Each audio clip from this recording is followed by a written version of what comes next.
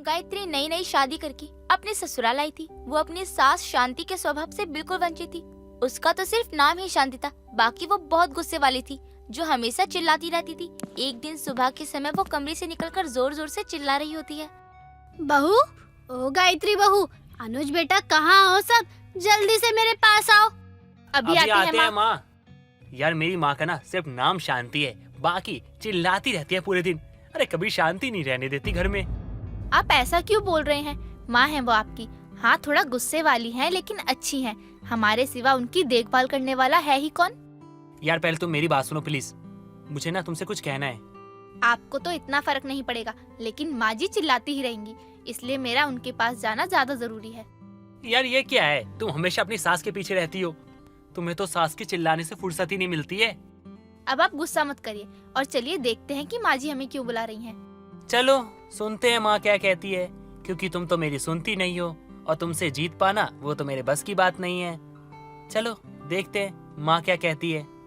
अनुज और गायत्री कमरे से निकलकर शांति के पास जाते हैं और बोलते हैं, जी माँ, आपने बुलाया? मुझे तो लगा था कि अगले जन्म में आओगे, दोनों मियाँ बीवी। नहीं माँ, हमने आपकी आवाज सुनी थी, हम तो बस आने ही वाले थे। माँ आपका तो नाम ही शांति है, लेकिन शांति तो आपके अंदर है ही नहीं। क्या बोला तूने? जरा फिर से बोल, मुझे सही से सुनाई नहीं दिया। माँ जी ये तो ऐसे ही बोलते रहते हैं। आप बताइए, आप क्यों चिल्ला रही थी? मेरे कहने का मतलब है क्यों बुला रही थी? मैं 1 घंटे से अपना चश्मा ढूंढ रही हूँ। मुझे रामायण पढ़नी है, पूरे घर में ढूंढ लिया लेकिन कहीं नजर नहीं आ रहा। माँ पूरे घर में तो आपने देख लिया, थोड़ा अपने सर के ऊपर भी देख लेना चाहिए था माँ आपको। अगर आप देख लेती ना तो चिल्लाने की जरूरत नहीं पड़ती आपको। मैं कुछ समझी नहीं। अब शायद आपको समझ में आ गया कि मैं क्या कहना चाहता हूँ। अरे मेरा चश्मा मेरे सर पर क्या कर रहा है? इसे सर के ऊपर कब लगाया मैंने? अब ये तो आपको पता होगा। हे माता श्री, अगर हो सके तो कुछ देर के लिए, कुछ क्षण के लिए घर में शांति प्रदान करें, ताकि हम अपने कक्ष में बैठ के कुछ वार्तालाप कर सके। इतने भारी ज्ञान की जरूरत नहीं है। ठीक है, जा रही हूँ, लेकिन जब तक मैं रामायण का पाठ खत्म करूँ तब तक बहू मेरे कमरे में चाय भिजवा दियो, मुझे चिल्लाना ना पड़े। जी माँ जी, मैं भिजवा दूंगी। आप जाइए अपने कमरे में आराम से बैठिए। शांति अपने कमरे में चली जाती है और गायत्री रसोई में जाकर चाय बनाने लगती है। कुछ देर बाद वो चाय लेकर अपनी सास के कमरे में जाती है तो देखती है कि वो भी रामायण पढ़ रही होती है और उसकी चाय को ढककर टेबल पर रखकर चली जाती है। कुछ देर बाद शांति चाय पीने के लिए कप उठाती है। तब तक चाय ठंडी हो चुकी थी और वो जोरों से चिल्लाने लगती है। बहू, ओ बहू, कहाँ मर गई? तू जल्दी से मेरे कमरे में आ। जी माँ जी, आपने बुलाया? बहू ये क्या है? तू मेरे लिए ठंडी चाय लेकर आई है, वो भी बिना नाश्ते के। अरे घर में बिस्कुट नमकीन सब में आग लग गई है क्या? कुछ भी खाने को नहीं है? नहीं है माँ जी, मेरा मतलब है माँ जी, लेकिन मुझे नहीं पता था कि आपको चाय के साथ कुछ खाने के लिए चाहिए। अब पता चल गया ना बहू, तो जा मेरे लिए जल्दी से दूसरी चाय बना और कुछ खाने के लिए ले आ। माँ जी ये बात आप आराम से बोलेंगी, मैं फिर भी कर दूंगी। मुझे आपकी गुस्से भरी आवाज से बहुत डर लगता है। डरना जरूरी भी है और मैं ऐसी ही हूँ। जाओ जाके चाय लाओ। शांति की बात सुनकर गायत्री घबरा जाती है और चुपचाप रसोई में जाकर दूसरी चाय और कुछ खाने को लेकर अपनी सास के कमरे में जाती है। ऐसे ही दिन बीतते हैं। तभी एक दिन गायत्री अपने कमरे में अलमारी ठीक करते हुए अपनी सास के बारे में सोच रही होती है। तभी अनुज वहाँ आ जाता है और पीछे से उसके ऊपर हाथ रखता है तो वो डर कर बोलती है, जी माँ जी, मैंने कुछ नहीं किया। तुम पागल हो गई हो क्या? मानसिक संतुलन हिल गया क्या तुम्हारा? हमेशा तुम्हारे दिमाग में बस माँ जी माँ जी माँ जी यही रहता है। हाँ, मुझे हमेशा डर लगा रहता है कि कहीं वो फिर से चिल्ला ना दे। वो हमेशा चिल्लाकर ही बात करती हैं। मैं परेशान हो गई हूँ। अरे डरा मत करो, डर के आगे जीत है और जीत मूवी का हीरो सनी देओल है। इसलिए कह रहा हूँ ये सब ना छोड़ो, ध्यान मत दो, धीरे धीरे आदत हो जाएगी। और माँ को हर बात पे टोकना अच्छा नहीं लगता, इसलिए मैं उन्हें कुछ नहीं कहता। वैसे अजीब तो मुझे भी बहुत लगता है। जी आप सही कह रहे हैं, लेकिन जब से मैं इस घर में आई हूँ मेरी सास बात बात पर चिल्लाती रहती है। कभी चाय दो, कभी ठंडी चाय क्यों है, कभी उसके साथ कुछ है क्यों नहीं। हमेशा बस ये सोचती रहती हूँ। बिना गलती किए कामों में वो गलती निकाल लेती है। जिस दिन मैंने सच में गलती कर दी उस दिन क्या होगा? अरे कुछ नहीं होगा, जितनी डांट आज खा रही हो ना उससे थोड़ा ज्यादा खा लेना बस। आपको ये सब मजाक लग रहा है, लेकिन मैं सच में डर रही हूँ। हमेशा लगता है कि जैसे मैं किसी जेल में बंद हूँ। गायत्री और अनुज बात कर ही रहे होते हैं कि तभी फिर से शांति की आवाज आती है। बहू, ओ बहू, कहाँ गई तू? पति के आते ही उसके साथ बैठकर गप्पे मारने लग गई क्या? जल्दी से मेरे पास आ। जी माँ जी, आती हूँ। मैं अलमारी ठीक कर रही थी, जाने दीजिए, वरना माँ जी चिल्ला चिल्ला कर आस पड़ोस वालों को भी जमा कर लेंगी। इसमें अब नई बात कौन सी है? चिल्लाना तो उनका रोज का काम हो चुका है। घर जल्दी आता हूँ, सोचता हूँ शांति से बैठूंगा, लेकिन मैं भूल जाता हूँ कि मेरी माँ का नाम शांति है, जिनका काम अशांति फैलाना है। तुम्हारे साथ टाइम तो कभी बिता नहीं पाता। सॉरी, पर मैं क्या कर सकती हूँ, आपकी माँ है, बुलाएंगी तो जाना ही पड़ेगा। गायत्री भागते अपनी सास के पास जाती है, लेकिन जल्दी जल्दी में सर पर पल्लू लेना भूल ही जाती है। जैसे ही शांति बिना पल्लू के गायत्री को देखती है तो उसका पारा 7वें आसमान पर पहुँच जाता है और वो बोलती है, बहू तेरा पल्लू कहाँ है? मेरे पूरे घर में बिना पल्लू घूम रही है। अचानक से कोई आ गया तो तुझे शर्म है कि नहीं? माँ जी, वो मैं जल्दी जल्दी के चक्कर में भूल गई, मैं अभी ले आती हूँ। बहू, ये गलती मेरे सामने तो आज तूने कर दी, लेकिन अगर बाहर वालों के सामने करी तो मुझसे बुरा कोई नहीं होगा। माँ जी, मैं आगे से ध्यान रखूंगी, कभी पल्लू सर से गिरने नहीं दूंगी। वही अच्छा होगा तुम्हारे लिए, आगे से मुझे बोलना ना पड़े। माँ जी, आप बोलती कहाँ हैं? आप तो हमेशा चिल्लाती रहती हैं बस, कोई काम कभी प्यार से नहीं बोलती आप। बहू, मैंने कितनी बार कहा है कि मुझसे जुबान मत लड़ाया कर, लेकिन लगता है तुझे समझ में नहीं आता। माँ जी, आपने ये कहने के लिए मुझे बुलाया था या कोई और काम है आपको? बहू, मैंने तुझे कहने के लिए बुलाया है कि मेरे साथ मार्केट चल ले, कुछ सब्जियां और फल ले आऊं, उसी बहाने थोड़ा घूमना हो जाएगा और तुझे सिखा भी दूंगी कि मार्केट कैसे करते हैं। जी माँ जी, चलिए, मैं तैयार हूँ। शांति मार्केट में जाकर सस्ते के चक्कर में सड़ी हुई सब्जियां ले रही होती है, जो चीज गायत्री से देखी नहीं जाती, और वो अपनी सास को टोक देती है। माँ जी, आप ये क्या कर रही हैं? सारी सड़ी सड़ी सब्जियां क्यों ले रही हैं आप? इसे फ्रिज में रख कर भी हम 2 दिन भी नहीं खा पाएंगे। बहू, तो इस घर में अब आई है और मैं इतने सालों से इस घर को चला रही हूँ। अब तू मुझे बताएगी कि मार्केट से सब्जियाँ कैसे लानी है? तू अपना मुंह बंद रख, समझी? बहू है, बहू बनकर रहे। माँ जी, थोड़ा धीरे बोलिए, मैं आपकी बहू हूँ, आसपास के सभी लोग हमारी तरफ ही देख रहे हैं। मुझे फर्क नहीं पड़ता, मैं ऐसे ही चिल्लाऊंगी। क्या कर लेगी तू? शांति की बात सुनकर गायत्री की बर्दाश्त की सीमा पार हो जाती है और वो घर जाके अपने पति से बोलती है, अब बहुत हो गया, मैं अपनी इस बात बात पर चिल्लाने वाली सास के साथ अब नहीं रह सकती। शायद वो भूल गई हैं कि मैं उनकी बहू हूँ, गुलाम नहीं। जिस दिन वो अपनी इस गलती को समझ पाए और बदलाव कर पाए अपने बर्ताव में, उस दिन मैं यहाँ आऊंगी, वरना नहीं।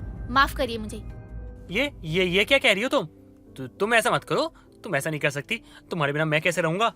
अब ये करना जरूरी हो गया है अनुज जी, मेरी भी कोई इज्जत है। गायत्री अपनी बात बात पर चिल्लाने वाली सास के चलते अपने ससुराल को हमेशा के लिए छोड़कर चली जाती है और अनुज अपना सर पकड़कर हॉल में बैठ जाता है। नव्या अपने 2 भाई वरुण, विनीत और भाभी सुमन और नीतू के साथ रहा करती थी। नव्या अपने भाइयों की लाडली थी, पर सुमन और नीतू नव्या को जरा भी पसंद नहीं करती थी। ऐसे ही एक दिन सुमन अपनी देवरानी से बोलती है, नीतू, मैं क्या सोच रही थी कि आज क्यों ना हम कहीं बाहर चलें। दीदी, बाहर जाने में कोई दिक्कत नहीं है, पर आप तो जानती है ना कि हमारे सर पर एक नागिन बैठी है जो हमारे सीने पर छत्ता फैलाए हुए बैठी है। अब अगर हम अपने पतियों के साथ कहीं भी बाहर जाएंगे तो हमारे पति उसको छोड़कर तो जाएंगे नहीं। अब जब भी जाएंगे तब वो उसे हमारे साथ ही लेकर जाएंगे। यार, बोल तो तुम बिल्कुल सही रही हो। मैं भी बहुत दुखी हूँ इस लड़की से। ये ननद नहीं, बोझ बनकर रह गई है बस। पता नहीं कब यहाँ से निकलेगी। तुम चिंता मत करो दीदी, आज जब भी ये आएंगे ना तो उनसे मैं नव्या की शादी की बात छेड़ूंगी। हाँ हाँ, एक बार बात करके जरूर देखना, क्या पता इन भाइयों के दिमाग में कुछ घुस जाए और उसकी शादी करवा दे। मम्मी पापा तो इस मनहूस को यहाँ छोड़कर चले गए, पर अब हम लोगों को इसे झेलना पड़ रहा है। जहाँ दोनों देवरानी जेठानी आपस में बात कर रही थी, तो वहीं नव्या दरवाजे से ये सब कुछ सुन लेती है, पर वो अपनी भाभी को कुछ नहीं बोलती और वहाँ से चली जाती है। नव्या अपने कमरे में जाकर अपनी माँ और पिता की फोटो लिए रोते हुए खुद से बोलती है, माँ, पिताजी, आप मुझे क्यों छोड़कर चले गए? देखो ना, आपके जाने के बाद भाभिया मुझसे कितना चिढ़ती है। काश आप यहाँ होते। अगर आप यहाँ होते ना तो सच में मुझे कोई कुछ नहीं बोलता और फिर मैं इस घर में नौकरानी नहीं बल्कि रानी बनकर रहती। नव्या अपने माता पिता की फोटो से बात करते करते सो जाती है।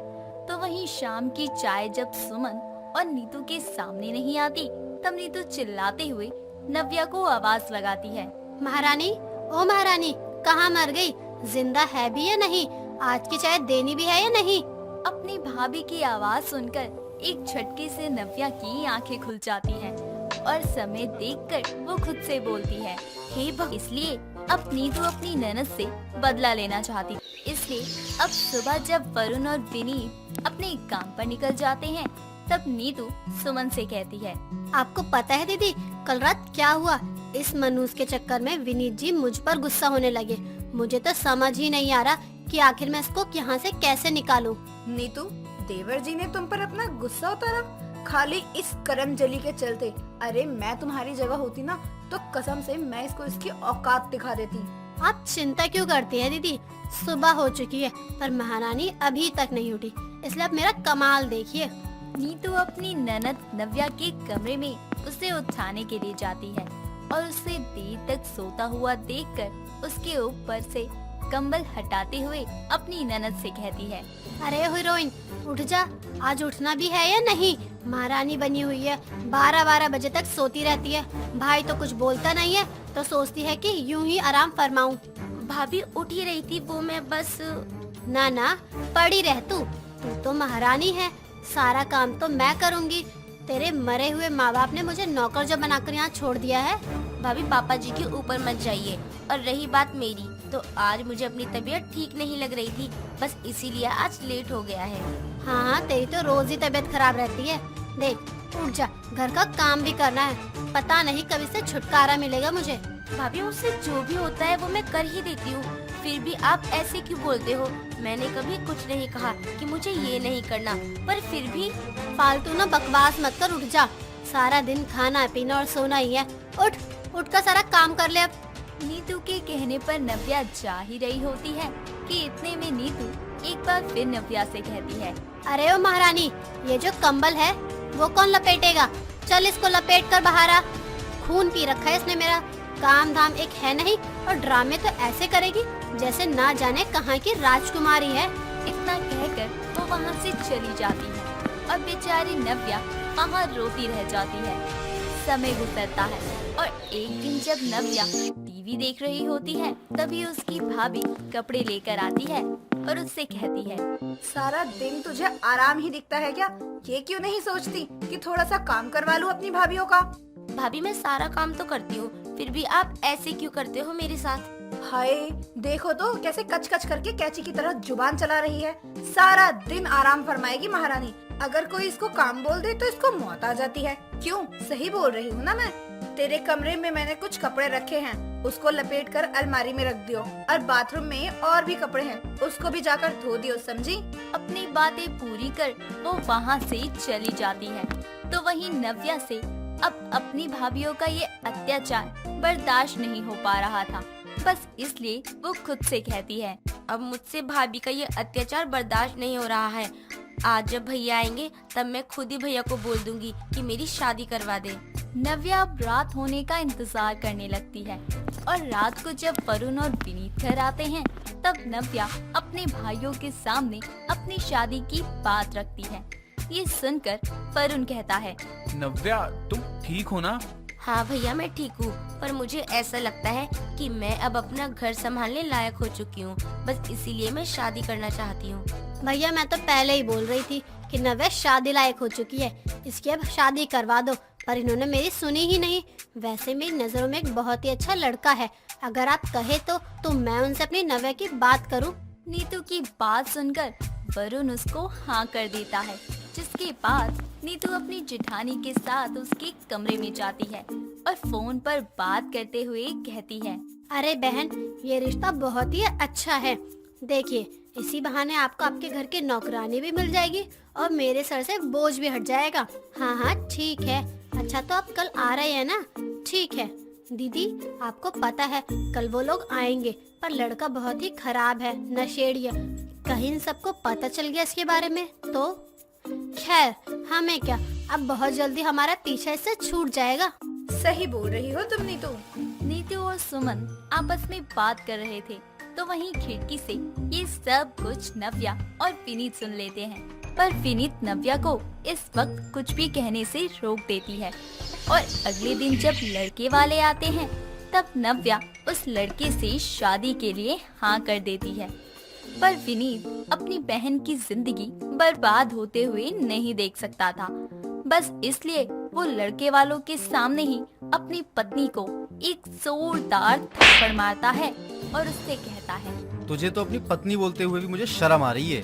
विनीत, ये क्या कर रहे हो तुम? बस बहुत हुआ, आप ना ही बोले भाभी, वरना मैं ये भूल जाऊंगा कि आप मेरी भाभी हैं। विनीत, ये क्या बोल रहा है तू? अपनी भाभी से कैसे बात कर रहा है तू? या ये दोनों औरतें इसी के लायक हैं, क्योंकि ये हमारी बहन की माँ समान भाभी नहीं बल्कि दुश्मन है, दुश्मन।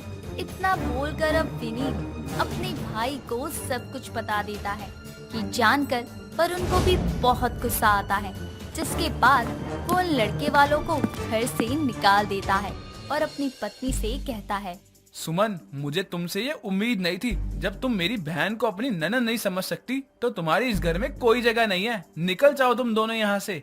भैया रुक जाइए, भाभी को घर से मत निकालिए। मैं ना तो पहले आप लोगों का घर बर्बाद करना चाहती थी और ना अब करना चाहती हूँ। प्लीज भैया, आप लोगों का रिश्ता खराब ना हो, बस इसीलिए मैंने इस रिश्ते के लिए हाँ की थी। ये दोनों मेरी माँ समान है, इनको मत निकालिए। हमें माफ कर दीजिए। हाँ वरुण जी, हम आगे से ऐसा कभी कुछ नहीं करेंगे। भैया, एक गलती तो भगवान भी माफ कर देते हैं, माफ कर दो भाभी को। नव्या के साथ इतना गलत करने के बाद भी नव्या अपनी भाभी का ही पक्ष ले रही थी। बस ये देखकर दोनों को खुद के किए पर बहुत शर्म आती है और अब वो दोनों अपनी ननद से माफी मांगती है और इस तरह वो उन्हें माफ भी कर देती हैं। मोहन अपनी पत्नी विभा के साथ रहा करता था। मोहन की शादी को लगभग 4 साल हो गए थे, पर उसको अभी तक कोई संतान नहीं हुई थी। बस इसीलिए वो दूसरी शादी करता है, लेकिन किस्मत उसका साथ नहीं देती और अगले 2 साल बाद भी उसकी दूसरी बीवी को भी कोई बच्चा नहीं होता। बस यही जानने के लिए मोहन डॉक्टर के पास जाता है और अपनी तीनों बीवियों के साथ खुद का भी चेकअप करवाता है, जहां उसको डॉक्टर से पता चलता है, मोहन जी, प्रॉब्लम आपकी पत्नियों में नहीं बल्कि प्रॉब्लम तो आप में है। आप कभी भी बाप नहीं बन सकते। डॉक्टर की बात सुनकर मोहन को बहुत बुरा लगता है और वो अपने घर चला आता है। मोहन काफी उदास था। अपने पति को ऐसे उदास देखकर मोहन की तीनों बीवियां आपस में बात करती हैं। रानी, निशा, मैं सच कहूँ तो मुझे माँ बनने का सुख चाहिए। पर दीदी, आपको तो पता है कि प्रॉब्लम्स हमारे अंदर नहीं बल्कि हमारे पति के अंदर है, और कौन सी औरत होगी जिसको माँ बनने का सुख नहीं चाहिए। अब जब हमारे पति में ही प्रॉब्लम है तो हम अरे तो क्या हुआ, उनमें चाहे कितनी ही प्रॉब्लम क्यों ना हो, पर हमारा फर्ज है कि हम उनकी इस परेशानी में उन्हें अकेला ना छोड़े। इसलिए मैं सोच रही थी कि क्यों ना हम तीनों एक बच्चे को गोद ले लें। वैसे निशा, तुम्हारा आइडिया बुरा नहीं है। हमें एक बच्चे को गोद ले लेना चाहिए। इसी बहाने हमारे घर में बच्चों की किलकारियाँ गूंजने लगेंगी। रानी और विभा निशा की बातों से सहमत होती हैं और अगले कुछ ही दिनों में वो सभी मिलकर एक लड़के को गोद ले लेती हैं, जिसका नाम वो लोग करण रखते हैं। समय गुजरता है और करण को उसकी तीनों माँ बहुत प्यार देती हैं। देखते ही देखते 25 साल गुजर जाते हैं और बहुत जल्द अब करण शादी करके नीतू को घर लेकर आता है। आज नीतू की पहली रसोई थी। उसकी पहली रसोई में क्या बनेगा, बस यही जानने के लिए नीतू अपनी तीनों सासों के पास जाती है और उनसे कहती है, माँ जी, आज मेरी पहली रसोई है, तो आज मैं खाने में क्या बनाऊं? बहू, आज तू खाने में पास्ता या बर्गर बना ले। वैसे भी करण को पास्ता या बर्गर बहुत पसंद है। जीजी, कैसी बात कर रही हो आप? भला सुबह सुबह ये कोई चीज है खाने की? और रही पसंद की बात, तो करण को तो छोले भटूरे भी बहुत पसंद है। उस नाते तो बहू को छोले भटूरे बनाने चाहिए। बहू, एक काम कर, तू ये पास्ता वास्ता छोड़, बल्कि छोले भटूरे बना ले। ऐसे कैसे छोले भटूरे बना ले? सुबह सुबह लोग भगवान की पूजा करते हैं, साथ ही भगवान को भोग भी चढ़ाया जाता है। इसलिए बहू तो सिंपल और सादा खाना बनाएगी। नीतू बहू, एक काम कर, तू सादा सा हलवा पूरी सब्जी और खीर बना दे, उसी में भगवान का भोग भी लग जाएगा, ठीक है ना? जी माँ जी, मैं अभी बना देती हूँ। अरे ऐसे कैसे बना लेती हूँ? बहू, तू मेरी ही पसंद का खाना बनाएगी। आखिर मैंने करण की इतनी सेवा जो की है तो उसके नाते तुम्हारा ये फर्ज बनता है कि तुम अपनी बड़ी सास की बात मानो। अच्छा, तो उस नाते तो मैं भी इस घर की सबसे बड़ी जो हूँ, तो बहू को मेरी ही बात माननी चाहिए। बहू ऐसा कर, मैं बड़ी हूँ ना, तो तू एक काम कर, तू मेरी पसंद का ही खाना बना ले। ये कोई बात नहीं होती जी। अगर देखा जाए तो मैंने करण को गोद लेने की बात कही थी, तो इस हक से सबसे पहला हक तो मेरा बनता है ना। वो सभी आपस में बहस कर ही रहे थे कि तभी वहाँ पर करण और मोहन आ जाते हैं और उनको इस तरह से लड़ते झगड़ते देखकर करण अपनी पत्नी नीतू से बोलता है। नीतू, तुम एक काम करो, तुम ना किसी की मत सुनो और मेरी मानो ना, तुम तीनों माँ की पसंद का खाना बना दो। ऐसे कैसे बना दो? अरे वो लड़की है, कोई मशीन नहीं जो सब कुछ बना दे। बहू, तुम किसी की मत सुनो, अगर तुम इनकी सुनोगी तो पागल ही हो जाओगी। मेरी मानो तो इन तीनों की एक एक पसंद का खाना बना दो, इस तरह से इनका मुंह भी नहीं बनेगा और इनकी पसंद का खाना भी बन जाएगा।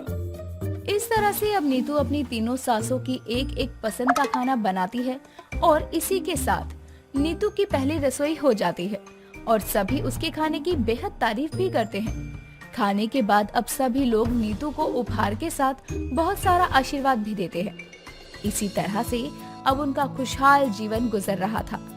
ऐसे ही एक दिन नीतू अपनी कमरे में बैठी हुई थी, तभी वहाँ पर निशा अपने हाथों में तेल लिए आती है और अपनी बहू से कहती है। बहू, मेरे सर में बहुत दर्द हो रहा है, जरा तुम मेरे सर में तेल लगाकर मेरे सर की मालिश कर देगी क्या? हाँ हाँ, क्यों नहीं माँ जी, आइए बैठिए, मैं आपके सर की अभी मालिश कर देती हूँ। नीतू अब अपनी सास के सर में तेल की मालिश करने लगती है। तभी वहाँ नीतू की बीच वाली सास आती है और अपनी बहू से कहती है। बहू, तू यहाँ अपनी तीसरी सास को तेल लगा रही है? चल अब छोड़ इसको। मैं क्या कह रही थी कि तेरा स्टाइल बहुत अच्छा है, इसलिए तू मेरे साथ मार्केट चल, वहाँ चलकर तू मुझे तेरी पसंद की साड़ियाँ दिला दे कुछ। पर माँ जी, मैंने अभी ही माँ के सर में तेल लगाना शुरू किया है। छोड़ ना बहू, आकर लगा देना तेल। अरे ऐसे कैसे बाद में लगा दियो? तुमसे पहले मैं यहाँ आई थी तो बहू मेरे ही तेल लगाएगी। जब मेरे सर की मालिश हो जाएगी तब तुम इसको अपने साथ ले जाना। जी नहीं, मैं इसको अभी और इसी वक्त अपने साथ लेकर जाऊंगी। चल बहू। पड़ोसन किचन में जाती है और नीतू से चावल मांगती है। नीतू अब उसे चावल दे देती है। तभी पड़ोसन नीतू को भड़काने की सोचती है। क्या बहू, तेरे घर से तो बहुत आवाजें आती हैं। लगता है तेरे घर में बहुत लड़ाइयाँ होती है। खैर, तू तो ये सब अभी देख रही है, तुझे पता भी है मैं तो यहाँ कब से रह रही हूँ। जब से रह रही हूँ तब से सुन रही हूँ ये सारी चीजें। तेरी शादी से पहले काफी आवाजें आया करती थी। लगता है तेरी सासों के बीच में बनती नहीं है। हाँ, वैसे बनेगी भी क्यों, आखिर वो तीनों है तो सौतन ही ना। आंटी जी, भले ही आप यहाँ शुरू से रहती हैं, पर मैं इतना जानती हूँ कि मेरी सास कभी आपस में लड़ नहीं सकती। और रही बात सौतन की, तो मैं आपको बता दूं कि भले ही वो तीनों सौतन हो, पर उनमें बहनों से भी ज्यादा प्यार है। इसलिए आप मुझे मेरी सासों के बारे में ना ही बताएं तो ज्यादा अच्छा है। मैं तो बस तुझे बता रही थी, बाकी मुझे क्या, तेरे घर का मामला है, मैं क्यों बोलूं। जी आंटी जी, ये आपने बहुत ही अच्छा सोचा है। लीजिए आपके चावल। पड़ोसन चावल लेकर वहाँ से चली जाती। मीरा सुबह सुबह उठकर पूजा पाठ करके किचन में खाना बना रही थी। तभी मीरा की सास उमा मीरा के पास आती है और मीरा से कहती है। खाना पीना अब तक बना नहीं? वैसे तो तू सुबह के 5 बजे ही उठी हुई है। माँ जी, लल्ला सुबह सुबह नहाए बिना रहता नहीं है, तो उसे ही नहला कर आई हूँ। तेरा लल्ला? माँ तो बन नहीं सकती, बेजुबान मूर्ति को लल्ला कहती है। माँ जी, आप चाहे मुझे जितना मन हो उतना सुना लीजिए, मैं सुन सकती हूँ, लेकिन मेरे लल्ला के बारे में आप कुछ मत कहिए। हाँ हाँ, क्यों नहीं, बांझ कहीं की, तेरे बच्चे होते आज तो कितने बड़े होते। उमा मीरा को उसके बांझ होने का ताना हर बात पर दिया करती। ऐसे में उमा के जाने के बाद मीरा रोते हुए खाना बनाने लगती है। तभी वो देखती है कि अब उसके लल्ला के खाने का समय हो गया है और वो आधी रोटी बनी छोड़कर कान्हा जी की मूर्ति, जिसे मीरा खाना खिलाया करती थी, नहलाया करती थी, उससे बातें किया करती थी, उसे खाना खिलाने जाती है और कान्हा जी की मूर्ति को खाना खिलाते हुए कान्हा जी से कहती है। खा ले लल्ला, जिद नहीं करते, नहीं खाएगा तो बीमार हो जाएगा, कमजोरी आ जाएगी लल्ला। ये देखकर उमा अपनी बहू मीरा से कहती है। खुद के बच्चे तो हुए नहीं, लेकिन इस बेजुबान मूर्ति पर तो ऐसे प्यार लुटाती है तू जैसे कोई बच्चा हो। लल्ला, दादी भी गुस्सा कर रही है, जल्दी से खा लो, मैं काम करने जाऊंगी। भगवान बचाए इस बांझ औरत से।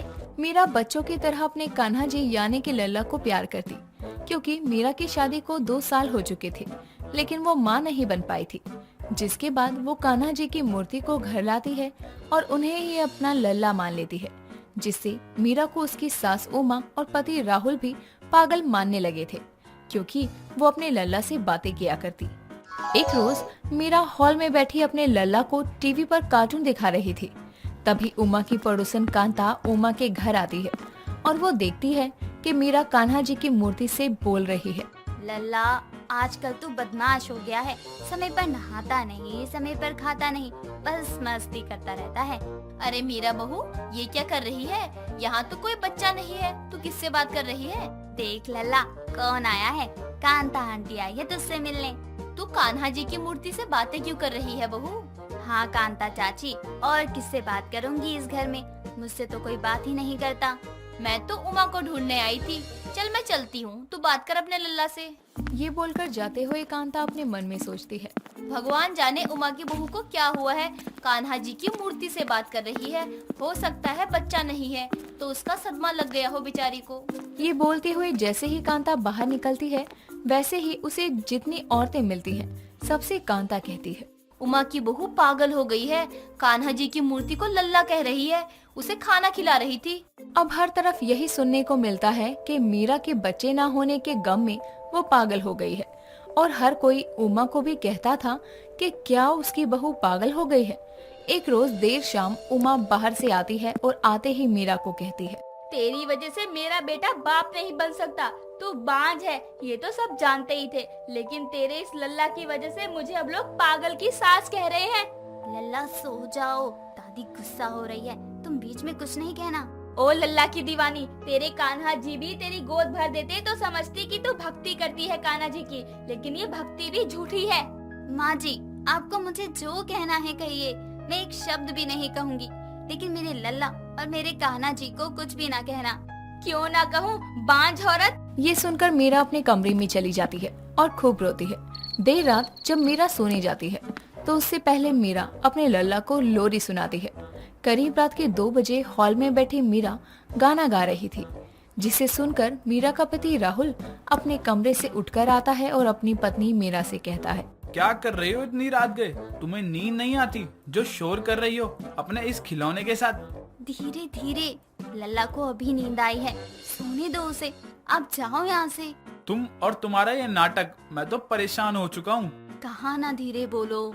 ये कहकर मीरा कान्हा जी की मूर्ति को पालने में रखते हुए अपने पति से कहती है, मैंने कहा था कि लल्ला उठ जाएगा, तो आप चुप क्यों नहीं होते? बड़ी मुश्किल से तो सोया है। मीरा, क्या बोल रही हो तुम? उस बेजबान मूर्ति में जान भी है, ये बताओ तुम पहले मुझे। वो बेजान सी कोई मूर्ति नहीं है, वो मेरा लल्ला है। अगले दिन मीरा मार्केट के लिए अपने लल्ला को लेकर निकलती है और कान्हा जी की मूर्ति के साथ मीरा को देखकर 2 औरतें बातें करते हुए कहती है, देख देख कौन जा रहा है, उमा की पागल बहू, और उसके हाथ में देख, यही है वो मूर्ति जिसे ये अपना बेटा मानती है। हाँ हाँ, पागल तो सच में लग रही है। ये बता, भला कोई मूर्ति को साथ घुमाने निकलता है? ये सुनकर मीरा अपने लल्ला से कहती है, लल्ला, पागल तो ये लोग हैं जो तुम्हें समझ नहीं पा रहे। छोड़ो, इनकी बातों से नाराज ना होना। आज मैं आपको कपड़े दिलाने वाली हूँ। सही में ये पागल है, मैंने तो ये सुना ही था, लेकिन आज देख भी लिया। अब तो हर कोई मीरा को पागल कहने लगा था और उमा को कांता देर शाम उसके घर आकर कहती है, उमा, कहाँ रहती है तू आजकल? अपनी बहू पर ध्यान क्यों नहीं देती तू? अब क्या किया उसने? वो कहीं आती जाती भी नहीं है अब तो, ना ही किसी से बात करती है अपने लल्ला के सिवा। कल तेरी बहू मार्केट जा रही थी उस कान्हा जी की मूर्ति को लेकर और उनसे बातें भी कर रही थी, और कल ही मोहल्ले की 2-3 औरतों ने देखा और मुझे बताया भी है। क्या कह रही है ये तू? कल मीरा घर से बाहर गई थी, वो भी उस मूर्ति को लेकर। इस बांझ औरत ने तो मेरा जीना हराम कर रखा है। इतना सुनते ही उमा मीरा को आवाज लगाती है और मीरा भी अपने लल्ला के साथ हॉल में आती है। जैसे ही मीरा हॉल में आती है, उमा मीरा के हाथ से लल्ला को छीनकर फेंक देती है, और ऐसा होते देखकर मीरा अपनी सास को धक्का देते हुए लल्ला को उठाती है और लल्ला से कहती है, लल्ला, लल्ला कुछ तो बोल। लल्ला, तू ठीक है ना? चोट तो नहीं आई मेरे लल्ला को? हम इस घर से चले जाएंगे लल्ला, रो मत। हाय दैया, ये पागल हो गई है सच में। उमा, मैं अपने मोहल्ले में किसी पागल के साथ नहीं रह सकती। लल्ला के गिर जाने के बाद मीरा खुद को कमरे में बंद कर लेती है, लेकिन अगले ही रोज मॉर्निंग में उमा के घर के बाहर एक गाड़ी आकर रुकती है जो पागल खाने से आई थी, जो मीरा को उसके लल्ला से अलग करके ले जा रही थी। लेकिन मीरा अपनी सास को देखकर कहती है, माँ जी मुझे नहीं जाना कहीं, मैं पागल नहीं हूँ माँ जी, मुझे रोक लो, मेरा लल्ला मेरे बिना नहीं रह पाएगा। कान्हा जी मेरी मदद करो। ले जाओ इस बांध से, मुझे छुटकारा तो मिलेगा और मैं अपने बेटे की दूसरी शादी भी करवा पाऊंगी। ऐसा होते देखकर शायद कान्हा जी को मीरा जी पर प्यार आ जाता है और तभी मीरा बेहोश हो जाती है। और ऐसा देखकर जल्दी से मीरा को हॉस्पिटल ले जाया जाता है और हॉस्पिटल जाने के बाद पता चलता है कि मीरा प्रेग्नेंट है। ये सुनकर उमा भी हैरान रह जाती है। डॉक्टर भी हैरान थे कि ऐसा चमत्कार कैसे हो सकता है, लेकिन जो सच था वो सबके सामने था। देर शाम मीरा को घर लाया जाता है और उमा अपनी बहू मीरा से कहती है, बहू, मैंने तुझे ना जाने कितना कुछ बोला, क्या क्या बोला। मैं तुझे पागल खाने भेज रही थी पर तू बांझ नहीं है। ये चमत्कार है बहू, कान्हा जी की बहुत बड़ी कृपा हुई है तेरे ऊपर। सच में बहू, कान्हा जी की भक्ति की शक्ति मैंने आज देख ही ली। माँ जी आप ऐसे ना बोले, सब विधि का विधान है, जो ऊपर वाला चाहता है वही होता है। ये रहा तेरा लल्ला, मैंने राहुल को कह दिया था, उसने इन्हें नहला दिया था। और हे कान्हा जी, मुझे माफ कर दो। बहू, मैंने तेरे साथ जो भी गलत किया और तुझे जो भी सुनाया हो, उसके लिए मैं तुझसे और कान्हा जी से हाथ जोड़कर माफी मांगती हूँ। इस तरह हर कोई हैरान था कि कान्हा जी की भक्ति में इतनी शक्ति है कि 2 साल से माँ नहीं बन पा रही मीरा अब माँ बनने वाली है, जिसे लोग लल्ला के प्यार में पागल कहा करते थे। माला और अभय के माता पिता दोनों का रिश्ता बचपन में ही तय करवा चुके थे और ये बात हर कोई जानता भी था। अब जब बचपन से माला और अभय साथ रहे हैं तो जाहिर सी बात है दोनों के बीच प्यार भी होगा। एक रोज अभय की माँ सरला अपने बेटे अभय को कहती है, तेरा बाप मरने को मर गया, लेकिन ना जाने किससे तेरा रिश्ता करवा गया। पड़ोस की लड़की को मुझे बहू बनाना पड़ेगा, जबकि उसके हर कांड की खबर है मुझे। माँ, आप माला को हर वक्त ताने क्यों देती रहती हो? ये तो पापा की आखिरी इच्छा है। हाँ, तभी तो तेरी शादी उससे करवा रही हूँ, वरना तो तेरे लिए एक से एक रिश्ते आ रहे हैं। अब ऐसे में सरला अपने बेटे और माला की शादी के लिए पंडित जी से कुंडली दिखवाने जाती है, जहाँ पंडित जी भी कुंडली मिलाते हुए सरला की ओर देखकर कहते हैं, राम राम राम राम, घोर अनर्थ। ये लड़की जिससे आपके बेटे की शादी होने वाली है, ये तो अखंड मांगलिक है। अगर इससे आपके बेटे की शादी हुई तो वो सिर्फ 4 घंटों का मेहमान रह जाएगा। क्या कह रहे हैं आप पंडित जी? ऐसा नहीं हो सकता, कुछ तो उपाय बताओ। ऐसा मैं नहीं कह रहा हूँ, बल्कि ये कुंडली का मिलाप कह रहा है कि आपकी बहू अखंडित मांगलिक है और इसके लिए पहले तो आपको अपनी बहू की शादी आपके बेटे से करनी होगी, उसके बाद विधियाँ शुरू होंगी। मरने को मर गया मेरा खसम, लेकिन उस मांगलिक लड़की को मेरे बेटे के गले में बांध गया, मैं क्या करूं? शांत रहिए आप। मैंने कहा ना, आपके बेटे को कुछ नहीं होगा, लेकिन अपनी बहू के मांगलिक दोष को हटाने के लिए आपको पूजा करवानी होगी। अब ऐसे में पंडित जी सरला को अपने बेटे की शादी के लिए कई उपाय बताते हैं, जिसमें से पहला होता है चांदी के नाग से शादी करवाने का।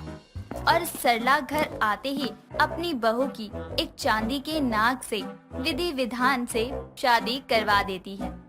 लेकिन अभी तो मांगलिक बहू की शादी का लफड़ा शुरू ही हुआ था और अब सरला अपनी होने वाली बहू माला को कहती है, माला, मैं नहीं चाहती कि तेरी वजह से मेरा बेटा बदनाम हो, इसलिए आज ही रात मैंने मंदिर में शादी है तेरी रखी, समय पर अभय के साथ मंदिर पहुंच जाइयो। अपनी होने वाली सास की बात सुनकर माला अपने मन में सोचती है, माना कि मैं मांगलिक हूँ, लेकिन अब जब माँ अभय के साथ मेरी शादी करवा रही है तो उन्होंने ऐसा क्यों कहा कि मैं अपने बेटे की बदनामी नहीं चाहती। अब देर रात अभय माला को लेकर मंदिर पहुंचता है, जहां पर पहले से ही माला के घर वाले सरला, पंडित जी सब मौजूद होते हैं। लेकिन एक कोने में एक काला कुत्ता भी नजर आता है, जिसे देखकर अभय अपने मन में सोचता है, हो ना हो ये कुत्ता यहीं रहता होगा, लेकिन इसे इतना सजाया क्यों गया है और ये लोग इसे इतना प्यार क्यों दे रहे हैं? तभी पंडित जी कहते हैं, वर वधू को बुलाया जाए। तभी माला तो आगे बढ़ती है, लेकिन अभय भी आगे बढ़ता है और ये देखकर कुत्ते को माला के साइड में बैठाते हुए सरला अपने बेटे से कहती है। कमीने, दिख नहीं रहा, तेरी शादी नहीं है, इस कुत्ते की शादी करवा रही हूँ माला के साथ। माँ, पर कुत्ते से क्यों? मैं कौन सा मर गया हूँ? अभय मरा तो नहीं है, लेकिन इससे शादी करने पर मर जरूर जाएगा। जो कर रही हूँ मुंह बंद करके देख ले। मेरी माँ ही मेरी दुश्मन बनी हुई है, मैं जमाने को क्या ही ताने दूं। अब माला की कुत्ते से शादी हो जाती है और पंडित जी सरला से कहते हैं। अब आपकी इस बहू का मांगलिक दोष का दूसरा विध पूरा हुआ। ये सुनकर अभय अपनी माँ से कहता है। माँ, ये भी मांगलिक दोष को दूर करने वाले पूजा का हिस्सा था क्या? हाँ, तो तुझे क्या लगा कि मैंने इसकी शादी सच में कुत्ते से करवा दी? और करवा भी दी होती तो भी अच्छा ही था, जान तो छूटती। अब अगले दिन ही माला की एक केले के पेड़ से शादी करवाती है और उसके अगले दिन वो पेड़ गिर जाता है। तभी सरला विमला के घर जाती है और विमला से कहती है। तूने देखा है क्या, जो काले रंग का कुत्ता यहाँ बैठता था वो नजर नहीं आ रहा कई दिनों से। सरला, कैसी बातें कर रही है तू? ये किसी से कह मत दियो कि वो काला कुत्ता कहाँ है। क्यों, क्या हुआ उसे? अरे, कल ही वो कुत्ता चौराहे पर मरा हुआ मिला था। सबने कहा किसी ने जादू टोना करवा दिया है। इतना सुनते ही सरला वहाँ से अपने घर जाने लगती है और सोचती है। कल मैंने केले के पेड़ से माला की शादी करवाई, आज वो भी गिर गया। कुत्ते से शादी करवाई, वो भी मर गया। अब तो सच ही है कि इस पर बड़े वाला मांगलिक दोष है। अब सरला अपनी होने वाली बहू माला को एक मंदिर ले जाती है और भरी दोपहरी में वो माला को अपने सर पर 2 मटका रखवा कर कहती है। बहू, तुझे 108 सीढ़ियाँ चढ़कर उतरना है। माँ, ये जरूरी है क्या? उससे नहीं होगा ये सब। बिना चप्पलों के मंदिर पर चढ़ती है और माला के पैरों में छाले भी हो जाते हैं, लेकिन सरला माला पर रहम नहीं करती। ऐसे में अभय उस पंडित के पास जाता है जिसने सरला को माला के मांगलिक होने के बारे में बताया था। अब अभय वहाँ जाकर पंडित से कहता है। अब तेरा बहुत हो गया, तूने जो कहा माला ने वो सब कुछ किया। अब कुंडली देखकर तू मुझे ये बता कि उसका दोष अब हटा या नहीं। देखिए, आप ऐसे नहीं कर सकते, ये बहुत गलत है। जितना कहा है ना उतना कर, मुझे मतलब नहीं है। हार कर पंडित माला की कुंडली अभय के साथ फिर से मैच करवाता है और वो देखता है कि माला पर तो कोई मांगलिक दोष ही नहीं था। ऐसे में पंडित अभय से कहता है। मुझे माफ करना बेटा, मैंने गलत कुंडली को देखकर आपकी होने वाली धर्म पत्नी को मांगलिक बता दिया।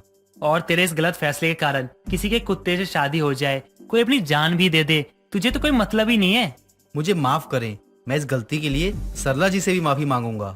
अब अभय जल्दी से मंदिर जाता है और माला के सर से मटका गिराते हुए माला को गले लगाकर कहता है। तुम मांगलिक नहीं हो माला, अब हम शादी कर सकते हैं। कमीने कुत्ते, तुझे बोला था ना जा यहाँ से, और तू यहाँ आकर ये ड्रामे कर रहा है। माँ, मैं अभी उस पंडित से मिलकर आ रहा हूँ। उसने मुझे बताया कि उसने गलत कुंडली देखकर माला को मांगलिक कह दिया था। जब सबको पता ही चल जाता है तो उसी वक्त अभय और माला की शादी रखवाई जाती है और शादी भी उसी मंदिर में करवा दी जाती। लेकिन जब माला और अभय घर आते हैं तो सरला अपनी बहू माला से कहती है। मुझे तो ये समझ नहीं आया कि अगर तू मांगलिक नहीं है तो वो कुत्ता कैसे मरा, और वो कुत्ता छोड़ बहू, वो केले का पेड़ भी तेरी शादी के अगले ही दिन गिर गया। माँ, जब पंडित जी ने कह दिया कि माला की कुंडली चेंज हो गई थी तो अब आप मान क्यों नहीं लेती हो? अब तो शादी के भी कई घंटे बीत चुके हैं। ये बातें चल ही रही होती हैं। सरला के घर विमला का आना होता है और विमला के आने के साथ ही सरला विमला से कहती है। आजा विमला, तुझे भी अपने बेटे की शादी के लड्डू खिलाऊं। हाँ, वो भी खा लूंगी, लेकिन मैं तो ये कहने आई थी कि वो जो कुत्ता नहीं था अपनी गली में रहा करता था, उसे कांता की बहू ने ही जहर दे दिया, क्योंकि वो ये देख रही थी कि इससे चूहे मर सकते हैं तो कुत्ता क्यों नहीं। बता, क्या बिगाड़ा था उस कुत्ते ने उसका? अरे, बहुत समय पहले कांता की बहू को उसी कुत्ते ने काट लिया था, जिस वजह से उसने उसे जहर दे दिया। अब सरला को ये पता चल जाता है कि कुत्ता तो जहर की वजह से मरा था, लेकिन अब विमला भी ये जानने के पीछे लगी थी कि वो केले के पेड़ जिससे माला की शादी हुई थी वो गिरा तो गिरा कैसे।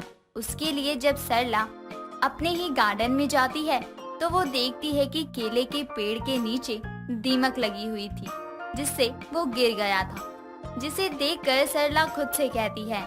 अगर इसे मैं नहीं देखती तो ना जाने मेरे भी मन में क्या क्या चल रहा होता। वहम की कोई सीमा नहीं है।